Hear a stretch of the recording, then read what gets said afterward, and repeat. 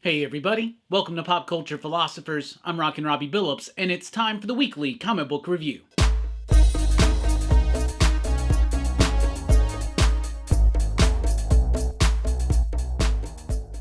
That's right everybody, thanks for checking out the video. I am Rockin' Robbie Billups. This is the weekly comic book review. It's the show where I read a lot of comic books, and I let you know what I thought about them, and we always start with the pick of the week. This week's pick of the week, Peacemaker Tries Hard, issue number 1. This is from DC Black Label, so this is mature themed, adults only. It's irreverent, it's crude, it's rude, it's raunchy, but it is so much fun. Now, this is kind of a small new comic book day this week, and I think that that's fine because we all deserve this.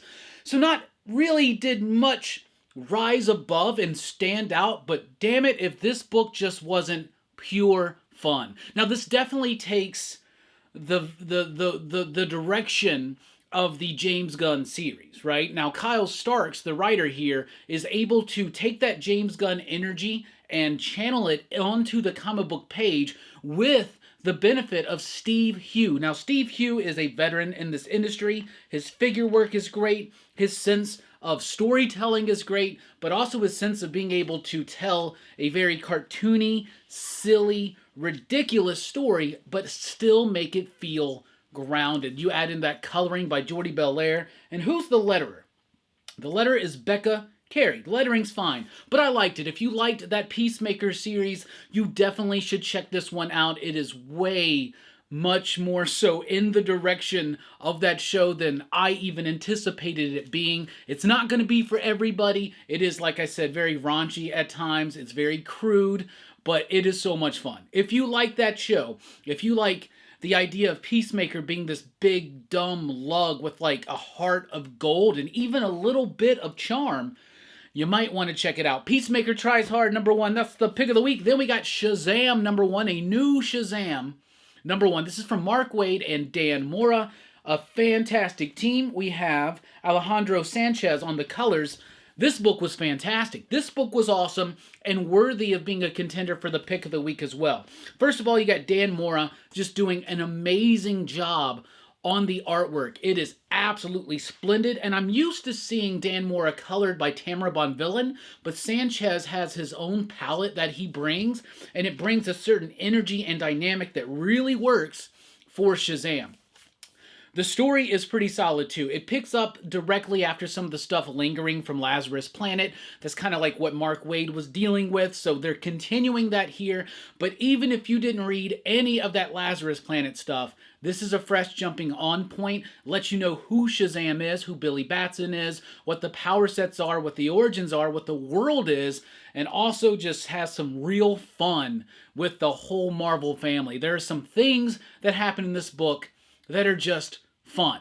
And comic books don't always have to be fun, but comic books a lot of the time should be fun, especially superhero comics. And DC's got 2 really fun ones, one for adults, one for almost everybody. Then we've got Batman 135. It's actually Batman 900, so it's a big, giant, extra-sized finale to this latest story arc from Chip Zdarsky. I haven't really been liking this second arc by Chip Zdarsky that much. Batman's flung into the multiverse. He's in another reality, another Gotham. He's trying to figure it out, trying to figure out his way back home.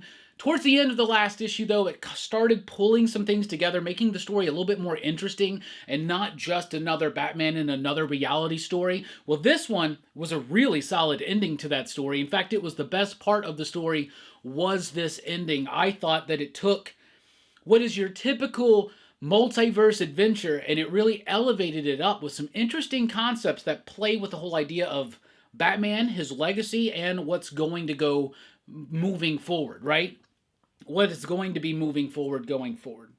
Anyway, Batman 900 I had a lot of fun with. The Mike Hawthorne artwork was a little stiff, and then it goes into Michael Hanan, and that stuff's alright, but then Jorge Jimenez comes back, and he gives us like a masterclass in trying to like basically mimic all of these fantastic art styles from like Frank Miller or Dick Sprang or Adam West, basically all kinds of cool stuff. Jorge Jimenez does it, and he's able to take these styles and shift and move them into his own, but still, it's awesome. It's awesome. I actually really like the ending of this book too. Like, it's leading into something really exciting. So I was not sold on the second arc by Zdarsky on Batman, but that final issue got me a little bit more excited. Adventures of Superman, John Kent, number 3, continuing a very solid miniseries. Basically, Jonathan Kent has been tasked to go out into the multiverse because Ultraman was killing every version of Kal-El he could find. So Jonathan Kent and a few others go and try to stop him.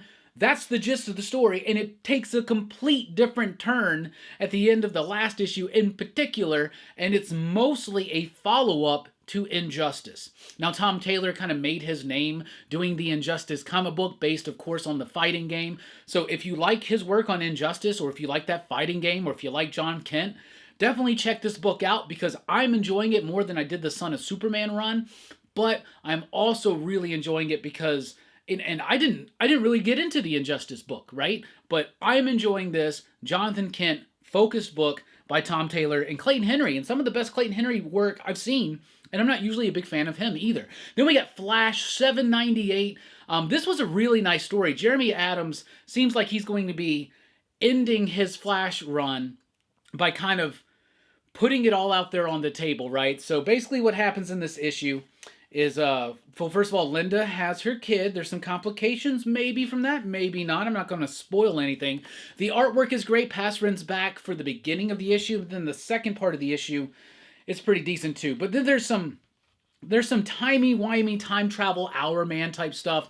I'm really into that, but it's also bringing in these different threads that were set up or left dangling by Adam. So we only got 2 more issues in Adam's run after that before Spurrier and Deodato take over. So I'm excited to see how he's going to end what has been a very consistent run on The Flash. Then we got Poison Ivy here with issue number 12. This is the end of the second arc, if you want to call it that, but it also does set up more for the future. I've been liking this book. I've been liking how G. Willow Wilson has been able to have Pamela tread that line of hero and villain. And it's actually working very well. It was a criticism I had on this book in the earliest days of it, but it's actually something that is leveled out and has actually been developed and earned. And I really like that. The artwork is great, monstrous and psychedelic at times, and it reaches a conclusion, but at the same time, just like with issue 6 or 5 or whatever that was, it brings things to a conclusion, but also sets up what's to come, and it is all kind of tied together, and it gets deep into the psyche of Pamela Isley. So Poison Ivy, 12 issues in, still one of my favorites. Then we got the final issue of Batman Joker Deadly Duo. This is issue number 7, right? Yeah, issue number 7 from Mark Silvestri. It has been Mark Silvestri's artwork that sells this book all in all. It is an okay story. Batman and Joker have to team up to save Gordon and Harley against an army of like mutated zombie things. And of course Joker like turns on them at the end. They have to fight. Amazing artwork from Mark Silvestri, but I'll say it again. I want a black and white inked version of this without the colors because the colors kind of almost muddy it up a little bit. The story's all right. It's nothing to write home about, but the artwork was great. And this Jock variant, I'm going to give cover of the week to because something about teeth that's creepy. I like the design. It stands out on the shelf.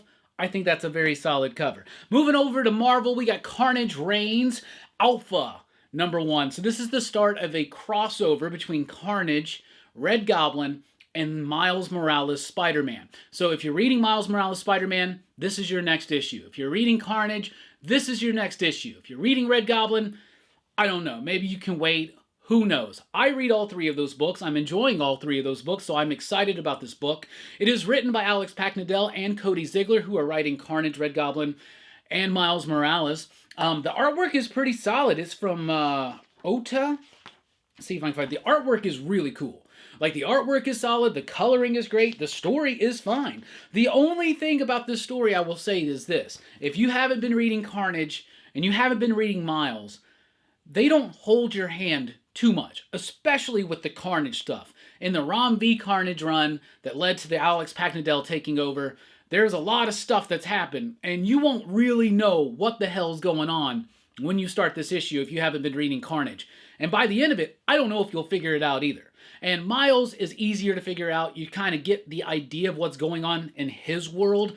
But this book doesn't spend too much time trying to reestablish Cletus and Miles for an audience that's probably reading this book who's already reading those books or something, right? So what it does is it starts the the crossover with a bang and does it very well. I like this book. It had high stakes. It had nice energy to it. My other problem with this book is that the main story is good, but it's like normal size, maybe a little bit bigger than a normal comic. And then there's just a bunch of backups in the back that really don't do anything to, flesh anything out or heighten it. So I don't know. It was just all right. Then we got Cult of Carnage Misery, issue number 1, the start of a new miniseries where somebody's getting a new symbiote. There's a new symbiote. It's Misery. We all know who it is.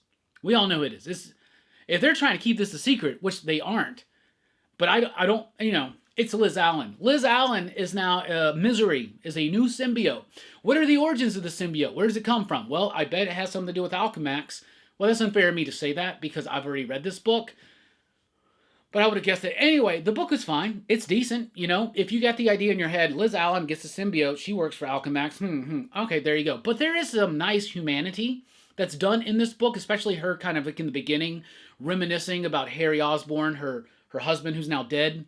Again, he's died on her like 2 or 3 times, but figured she'd get used to it. Cult of Carnage Misery, though, was pretty fun. I liked the art. I liked the story. It wasn't my favorite thing this week, but it had a Carnage chimpanzee, and that's always dope as well. So I thought that was pretty cool. A lot of Carnage this week. It is the summer of the symbiotes, they say. So I guess we're gearing up for that. Spider-Man 2099 Dark Genesis number 1 debuts Carnage 2099, and maybe a new iteration of another familiar face. That being said, it's Steve Orlando. It's like a weekly series or something like that. I don't like stuff like this because as a retailer, I had to order every single issue of this series before it ever dropped. Like all the FOCs have passed for this entire series and just now it's coming out. So before I can even gauge how well this book is going to do, I've already had to place orders for all of them. So you know what? That sucks. The book's not that great either. I'm just going to say that. But the art's actually pretty solid. But that sucks. Then we got Edge of Spider-Verse number 1. Nah, man, we just had an Edge of Spider-Verse number 1 a few months ago. Not even counting the Edge of Spider-Verse number 1 that was like a few years ago, right? Yeah, this is a new Edge of Spider-Verse number 1. Why? Just have an Edge of Spider-Verse series then, Marvel, if this is what you want to do. Oh, we get it, Marvel. They think they're being clever. Oh, let's Spider-Boy. Let's just have a new Spider-Person. Let's just have a new symbiote person. It's ridiculous. It's playing in to speculation, but it's also deflating that because everybody's like, there's just so much. Like, who cares? Like, it's just... This is why I don't like... This is why I talk shit about Marvel Comics so much. It's stuff like this and this. Y'all are all right. Y'all are all right. So anyway, Edge of Spider-Verse number 1. There's a Spider-Rex story in there. That was fine. It was all right. The backstory actually was the best. The second story that has some really cool artwork. Reminded me of Francisco Francavilla. But it's not. But it was all right, I guess. But really, I mean, Edge of Spider-Verse number 1, again, I get it. There's a Spider-Verse movie coming, but really, again, we just did this. We just did a story into Spider-Verse. That's a damn lie. Anyway, Groot number 1 is here. This is a new one from Dan Abnett, Damian Cosirio, and Matt Milla. It's all right. It seems more like a prequel story, not for Groot, but for Captain Marvel. So it kind of focuses a lot on Marvel. The artwork is decent and it's fine. I like the coloring. There's some cool concepts, like these chainsaws. They're like chainsaw mechanical dinosaurs or something like that. That's pretty cool. There's a little bit of Groot in here. But if you notice, there's like no Groot in any of the pages I'm showing you. So there's a little bit of Groot. It's about like Groot when he's a baby. He's got some friends. They're captured. Captain Marvel's going to have to save him. But it's early in the profession of Captain Marvel. He's basically like a rookie. So that's kind of cool. So why is it called Groot? Because there's a Guardians of the Galaxy movie out this week. That's why. Then we've got Moon Knight, issue number 23. Venom teams up with Moon Knight here. It's not a crossover, just a good old-fashioned team-up. This is Dylan Brock as Venom in the pages of Moon Knight. Jed McKay, Capuccio, who is Alessandro Capuccio. What I've loved about Moon Knight continues. One and done, self-contained stories that build and are part of a larger narrative. Great dynamic artwork, amazing coloring, just fun, good, solid, fun Marvel Comics. No relaunching, no events, no crossovers, nothing like that. Just a good old-fashioned Marvel comic. They still make them. Anyway, let's move over to Image. And from Image, we have Star Signs #1. So this is the new one from Saladin Ahmed and Megan Levins. First of all, I really like the artwork in this book. I think the artwork is super crisp. It's very clear, concise in its utilization of the line, but very effective in telling the story, giving each character personality, giving each room depth, using perspective, all kinds of cool stuff like that. The story, the concept of the book was really puzzling at first. Basically, one day, all the zodiac disappears. Like all the stars that make up the zodiacs, they disappear overnight. Boom. So there's a big mystery. Now we're in the world after the fact. And we're just building up this one lady, her dynamics with her family, with her friends, with her life, what her life is like. And then they mention like, oh yeah, the stars disappeared one time. Ha ha ha. It seems like that would take more precedence in the story, but it has a more grounded, character-driven focus, which I did appreciate it, but it wasn't grabbing me at all, where I was kind of like, what does anything have to do with anything with this star stuff? And then it gets to the end, and you're like, I see where we're going, Ahmed, and I kind of liked it. So I liked the artwork. I thought the story took a minute to really get there, but once it did, I was hooked in. I'll come back for issue #2. Then we got I Hate This Place, issue #8. This is from Kyle Starks, Artyom Topolin, and Lee Lowridge. This book, I had no way would have ever predicted that this was the direction this book would be in issue #8. What started out as a very simple, gotta get away, a young couple, they gotta get away from everything, bad relationships, bad family situations. They just wind up getting like a cabin out in the woods. The woods are haunted. People are after them. There are ghosts. There are giant spiders. There are demons. And now there's some crazy sci-fi tomfoolery and fuckery going on around here. I Hate This Place has completely just ripped the carpet out from under me, and I am toppling and I am turning, and I have no idea what the direction of this book is anymore, except for awesome. I love the artwork. It's got a rawness to it. I love the emotional weight of the story, and I love the intensity in the concept because it keeps cranking it up. Kyle Starks is becoming a really solid writer. He already is a solid writer. He's becoming one of the top writers right now in comics. We got a new one from Oni Press. It's Lamentation, issue #1. This is from Cullen Bunn, Arjuna Susini, Hillary Jenkins. It was all right. It's 48 pages. It's really long, but it doesn't take long to read. It's about this woman. She shows up for a job interview, winds up at an audition for a play. She gets the part. Everybody's doing this play. And it turns out that nobody can actually leave this theater until they perform this play. And then when they're performing, it cuts to the actual story in the play. And then it's moving. It gets a little confusing. Not confusing. It's easy to follow, easy to understand, but it never grabs me. It never really hooked me in. And by the end of it, I was just like, I don't think I want to come back for issue #2. But Lamentation, #1. If you like horror, that's what we got. But we also got Survival, #1. This is a new one. It's from Sean Lewis, Brendan Everett, Natalie Barahona, and Ed Dukeshire. This is developed by Kevin Gardner. I believe this was an idea he came up with, and then Sean Lewis latched onto it, and together they developed it into what it is. But it's a world in which some major stuff has happened over in Russia, like World War III type stuff. And then there's a supernatural thing going on, right, as well. And then we just click to our main character. She's the daughter of like a survivalist, like a ride or die, like military guy. They're just living on their land, trying to ignore the end of the world until it starts coming to them. And like I said, it's got a supernatural element to it. It didn't completely fully hook me in just now, but it wasn't a bad read. It was fun. It wasn't boring. And when I got to the end, I was like, I'll come back for more. It was light. It was breezy. And it's kind of like Red Dawn meets 30 Days of Night. That's what everybody's saying. Now, I didn't pick up if it was any vampire type stuff going on, but there is some supernatural. There's the vampires. You know what? I like the book better. I just realized, I think I just made the connection to the stuff in the first page to the end. I'm stupid. I just read that like 20 minutes ago. Anyway, Hairball is here with issue #2 from Dark Horse Comics from Matt Kent. Hillary and Tyler Jenkins loved this book and loved that cover. And guess what? like any Matt Kent book just might on any given week, it gets the smell of the week, but this is truly a creepy book. We talked about it on the Best Comics of the Month panel that we did last Thursday. Check that out if you haven't already. We had a great panel. We were talking about some of the greatest comic books of April, but Hairball number 2 excels from issue number 1. I liked issue number 1, but I wasn't completely sold on it till the end. I was sold on this book all the way through. Basically, a cat who may not be a cat shows up as a stray to this young girl's house. Her parents, their marriage is falling apart. They're not even trying to keep it together. They're just arguing all the time. And this one, the husband had like a stroke. He's in a wheelchair, and she's like mocking him and laughing at him and stuff. And they're still arguing, right? So she's got a bad family dynamic going on. I think she's adopted too, actually. And so it adds this element to it. Manny was talking about that, right?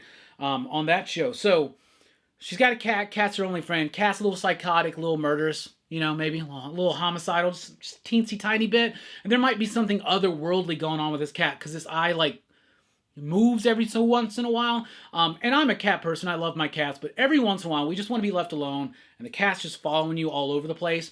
This takes that idea to the next level. Loved it. Loved it. Very creepy, atmospheric, and a nice, deliberate pace to it. Where Monsters Lie, issue number 4. Kyle Starks. Kyle Starks has got some books out this week. Where Monsters Lie, number 4. This is the final issue. The artwork solidified. I thought it felt a bit rushed in issue number 3, but 4 feels like more time and deliberate focus was given to it.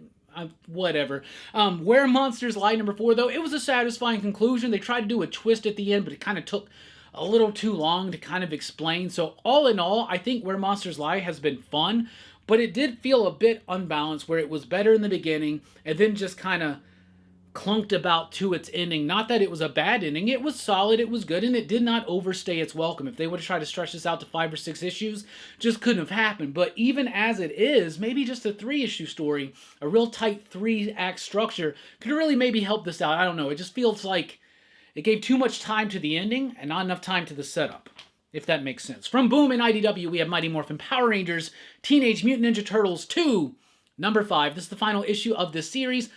But of course, this is successful, so they're setting up for a part 3. This was a very elaborately awesome finale to Power Rangers Turtles yet again. You got the Turtles doing their Ranger thing, so they're Power Ranger Turtles. And then you got, in this one, you got the Power Rangers becoming mutants. So, like, Jason's like a mutated T-Rex out there fighting and stuff like that. And then Shredder's got to get in and help him out to finally defeat maybe Rita and Krang, who have teamed up. It is awesome. I loved it, but what I loved even more, and the artwork by Dan Mora is so freaking awesome, top notch. And we're also talking about, like, the Megazord with a giant Krang in its belly.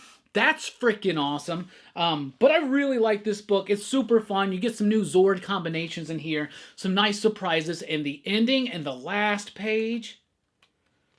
Whew! Love that last page. Then we got Teenage Mutant Ninja Turtles, Usagi Yojimbo, Wherewhen, issue number 2.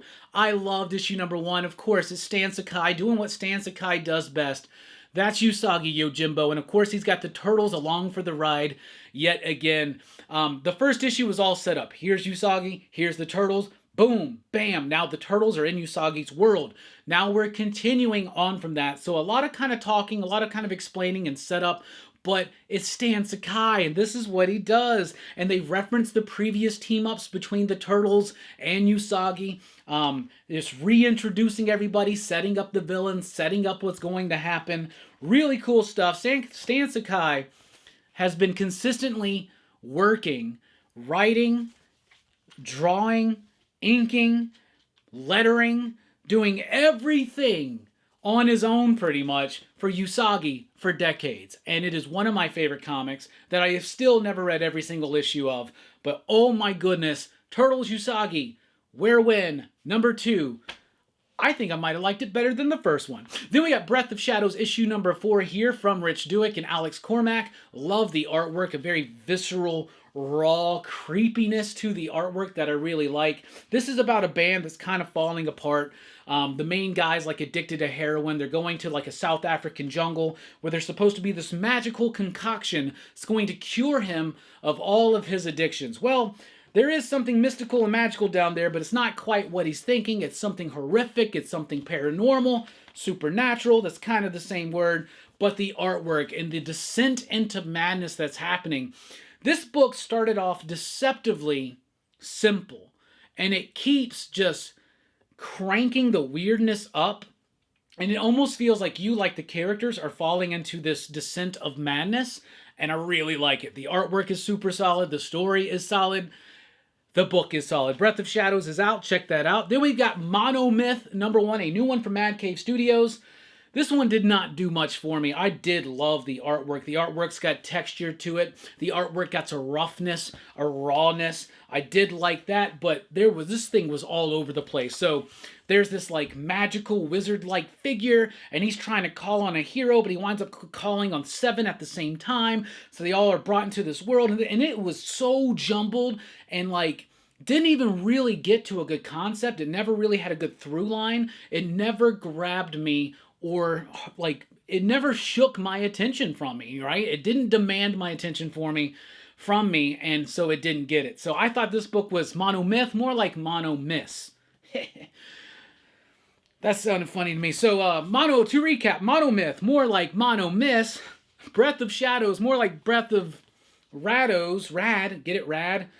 TMNT Usagi was awesome. TMNT Power Rangers was freaking awesome. Where Monsters Lie was a pretty solid enough ending. Hairball was great. Hairball, more like Good Ball. Survival was really fun. I think there's a lot of potential there. Lamentation didn't really do much for me. Definitely a waste of its page count. I hate this place. What a bonkers issue. What a crazy direction. Star Signs #1 took a minute but then pulled me in. Moon Knight does what Moon Knight does and what a comic book should do. Groot #1, more like Captain Marvel with a little bit of Groot. Edge of Spider-Verse, why? Spider-Man 2099, why? It was alright. Cult of Carnage, Misery, this is not too bad. That one's alright. Carnage Reigns, this one's pretty cool too. I like that. Cover of the week, Batman, Joker, Deadly Duo. Poison Ivy, a solid finale to that story arc. The Flash, really liking this. Getting back to that consistency that we know and love from Jeremy Adams' Flash. Adventure Superman, John Kent, Injustice fans, you definitely need to be on that book. Then we got Batman. Loved it. Actually loved the whole second half of that book. Thought that was really cool. Elevated a simple multiversal Batman story to something really crazy and worthy of the multiverse. Shazam #1, great start, great new direction, and Peacemaker Tries Hard #1. If you like that show, you're going to love this book. So that's what I read. That's what I thought. What are you reading? What are you digging? Let us know in the comments down below. Thank you so much for checking out this video. Be sure to like, share, and subscribe. And join us over at patreon.com/PCP if you want to help support the channel. I've been Rockin' Robbie Billups. Thanks for rocking with us. Keep on reading. Station. Pop, pop, boom.